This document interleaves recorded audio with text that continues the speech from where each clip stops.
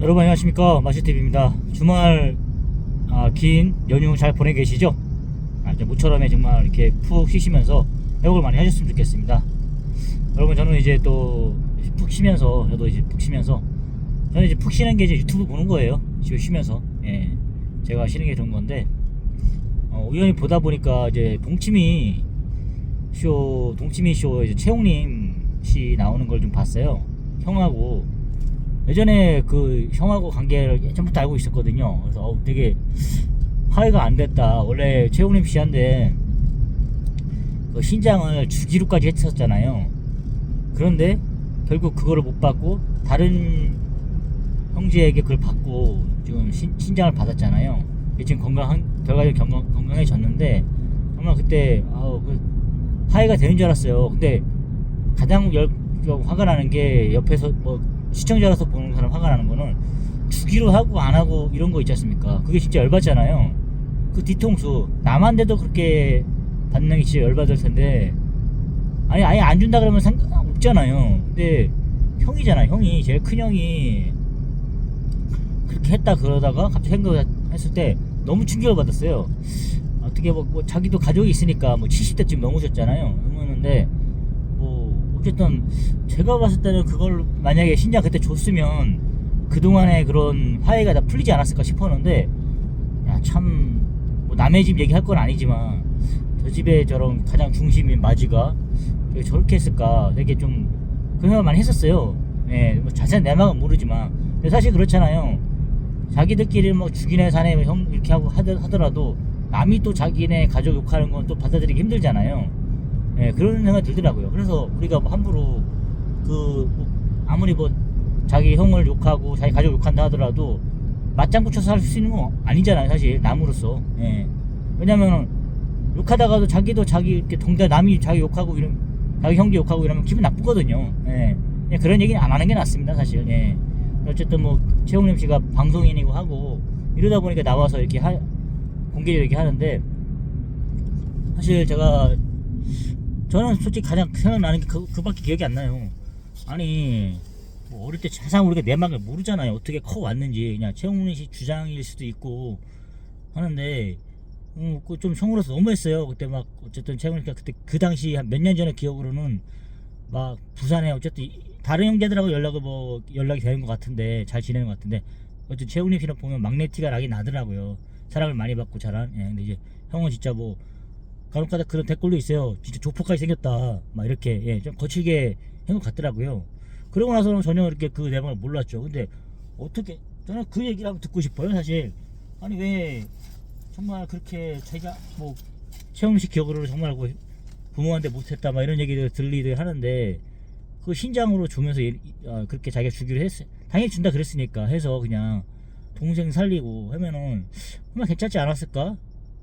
화해하고 이러면 최홍lim 씨가 더 잘했을 거 아니에요. 다른 형제들도 진짜 그래 잘했다, 그동안에 앙금 같은 거 다 이렇게 잊을 수 있을 것 같았는데, 그거를 한다는 것 자체가 좀 그랬어요. 그러니까 저는 한편 이해도 가면서도 그런 생각 드는 거예요. 아니 그래도 나도 회사 다니면서 몸을 되게 아끼는 편이거든요. 그래서 뭐 매연 있고 이러면은 매연 때문에 회사를 포기한 경우도 있거든요. 사실 이 매연을 계속 맡게 되면 뭐 타이어 공장 이런 거 있지 않습니까? 그런데 가면은 내가 이제 맡게 되면은 나중에 20년 후에 나 이거 뭐 암에 걸릴 수도 있는 거 아니냐, 그리고 그런 거 많이 들게 되면 지병으로 나타나는 거 아니냐. 그러다 보니까 직장을 포기한 적도 많아요. 그게 바보 같은 짓이죠. 그런 거를 다 겪으면서 일하고 있는 사람도 수두룩한데, 저는 그렇게 한 거죠. 그럼 네가 차라리 사무직을 가던가. 근데 사무직 할 능력도 안 되는데 그런 걸 따졌어요. 그러니까 뭐 그런 거 있잖아요. 이게 몸을 하긴 하는데 머리도 쓰기 싫고 대신 좀 덜 힘든 거, 이런 거 찾으니까 맨날 돌아다니는 수밖에 없었겠죠. 그만큼 저도 제 몸을 아끼는 편이에요.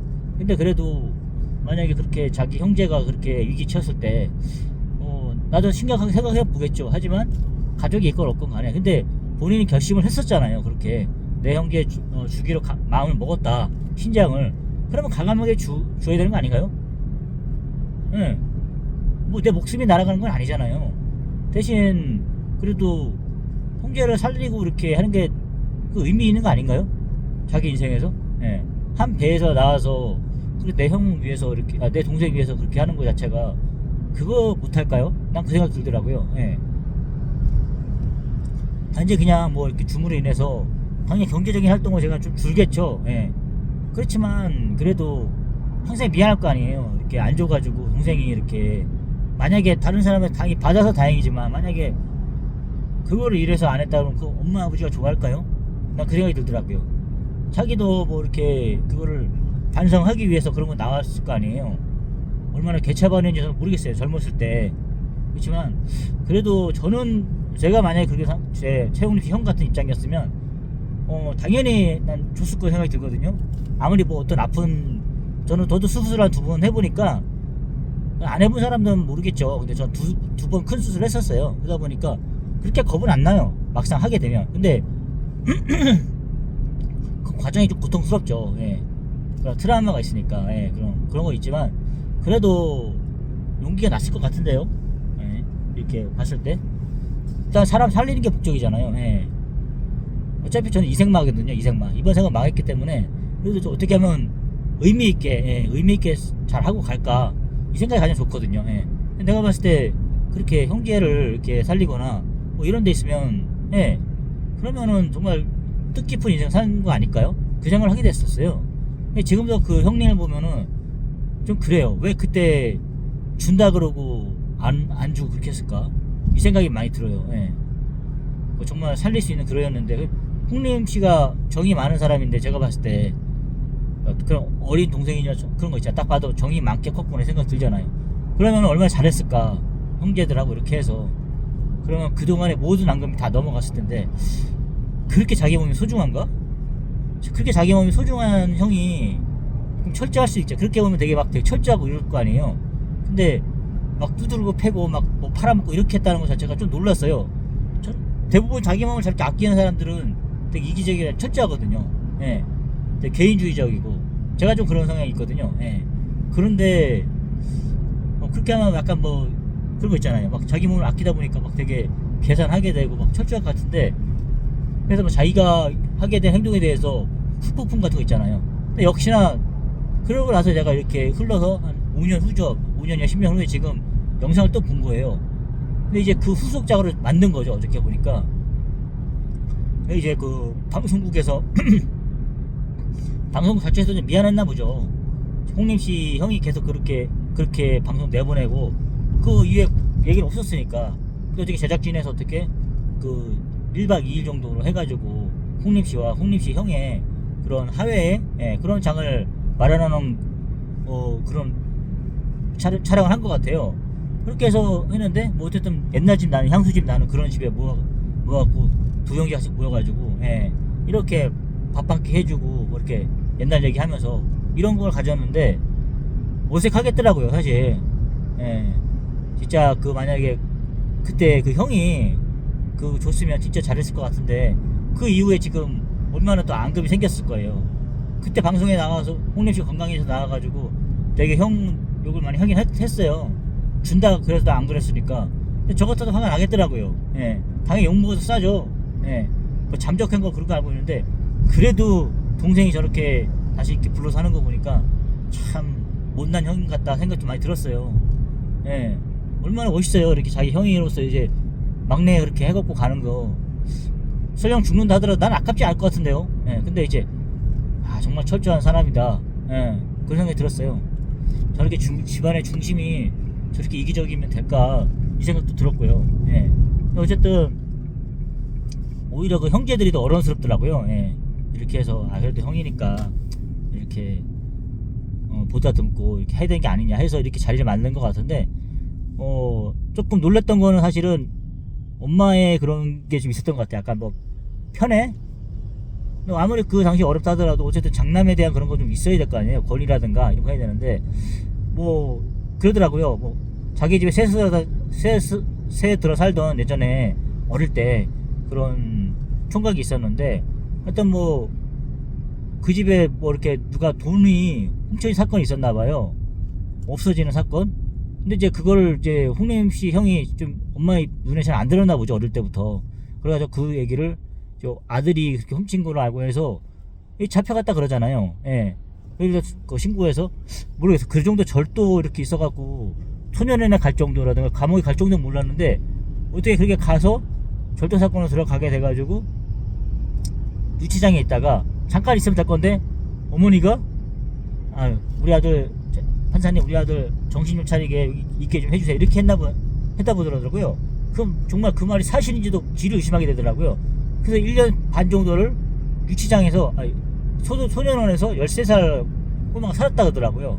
그 얘기를 이제 최영리 씨 몰랐나 보죠. 어쨌든 그렇게 했는데 그게 어쨌든 자기 마음에 얼마나 앙금이 있겠어요. 예, 그런 생각이 들더라고요. 진짜 뭐 그랬겠다. 근데 결과적으로는 그 진짜 범인이 나타났다 그러는 거예요. 그러니까 얼마나 속이 상했을 거예요. 그리고 나서 뭐 그 최영리 씨 형이 이제 뭐 어쨌든 전과가 있으니까 직장 취업하기도 힘들고 막 이랬던 것 같아요. 그렇게 해서 뭐 어쨌든 어머니한테 자기는 뭐 잘했다고 하는데 근데 이제 형제들 기억으로는 최영림 씨 기억이 막 그런 건 줄 알았는데 정말 그 맞은 사람이니까 그 기억을 더 믿어야 되겠다 생각도 들긴 들겠더라고요. 근데 계속 그 최영림 씨 형은 네가 잘못 생각하는 거라고 자꾸 하니까 도대체 시청자 입장에서는 뭐가 맞는지 모르겠어요. 차라리 그냥 좀 대본을 써가지고 정리를 하고 나오시던가 막 이런 생각이 드는데 저럴 수 있구나. 근데 이해가 가더라고요. 그러니까 그 형님이 약간 뭐 치매 이런 건지 잘 모르겠어요. 근데 자꾸 안 했다 막 우기니까 보는 내 즉시도 화가 나더라고요. 그냥 내가 잘못했다 이런 댓글 부류도 많아요. 형으로서 화해는 용서는 형이 하는 게 낫잖아요. 윗사람이 하는 거지.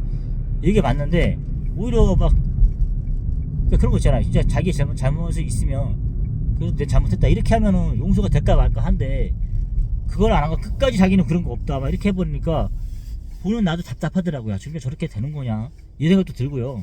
사실 좀 많이 답답했습니다.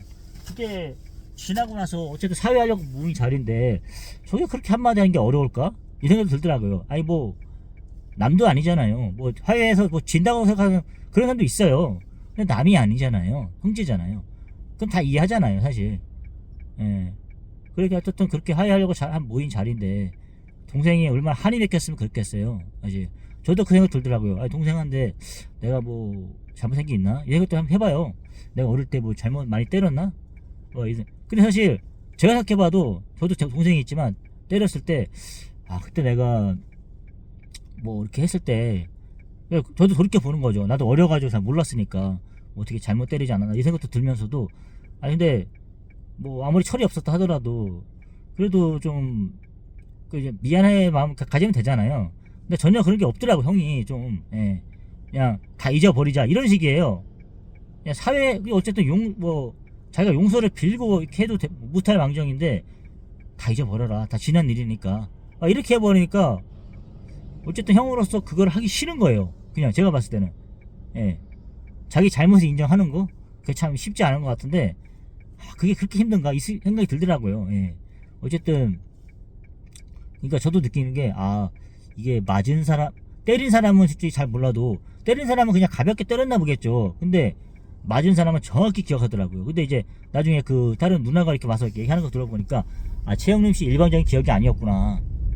그러니까 막 하는데 정말 서럽게 우는 거 보니까 진짜 그게 맺힌 게 많겠더라고요. 근데 결과적으로 이제 누나도 와가지고 이렇게 얘기하는데 그냥 다 옛날 얘기 꺼내지 마라 이런 식으로 이렇게 마무리가 되는데 지금 이제 최영리 씨도 이제 정리가 안 되니까 마음속에 막 섭섭하다 이거죠. 다른 형제들은 그래 형님이 네가 워낙 사랑을 많이 받고 막내다 사랑을 많이 받았기 때문에 그런 거 있는데 형제들은 그래도 형제들도 보니까 좀 대인배더라고요.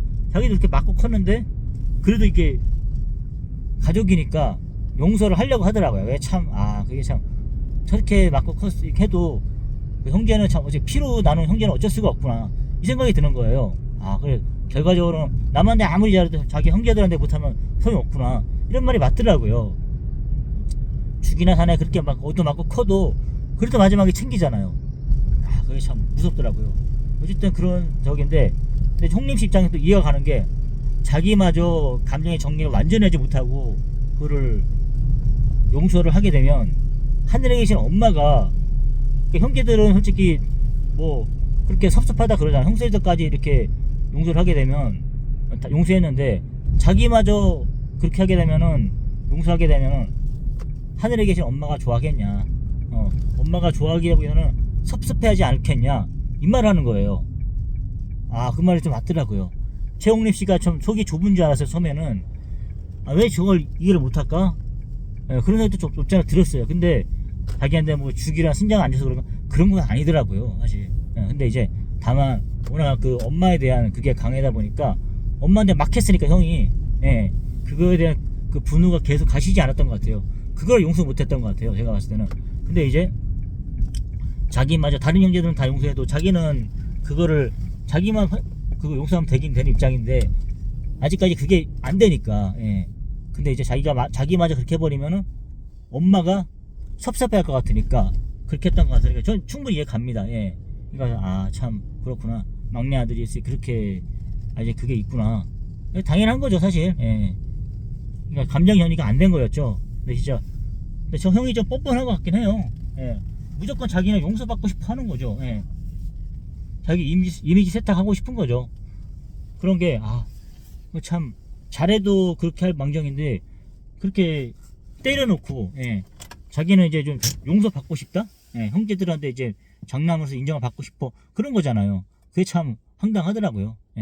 어찌 됐든 뭐 제가 봐도 그런 거예요. 그렇게 다 떠나서 엄마 아버지가 이렇게 산에 계시는 어머니가 어쨌든 살아서 어쨌든 어머니도 형한테 너무한 것도 없잖아 있는 것 같아요. 그렇게 교도소에 보낸 거. 하여튼 그런 것도 있는데 어쨌든 지금은 다 용서하고 그게 이제 가족인 것 같아요. 이제 그거 보고 나서 저도 많이 생각이 들더라고요. 여러분께서도 한번 그렇게 가족에 대해 다시 한번 생각해 볼 수 있는 그런 하루가 되었으면 좋겠습니다. 여러분 오늘 좋은 하루 되시고요. 일을 하시는 분은 일을 하실 텐데 하여튼 오늘 하루도 승리하는 하루가 되었으면 좋겠습니다. 여러분 감사합니다.